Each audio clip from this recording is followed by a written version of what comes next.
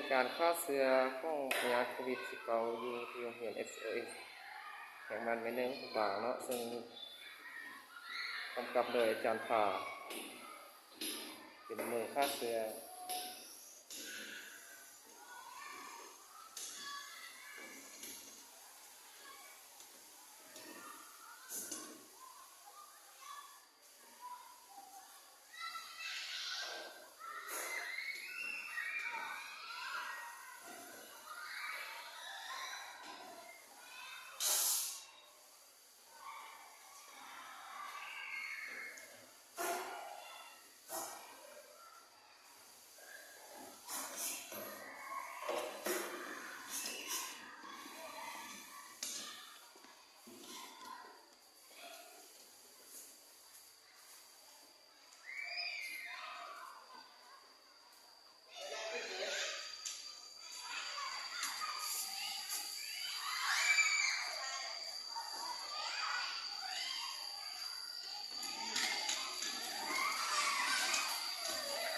เกิดมาแล้วที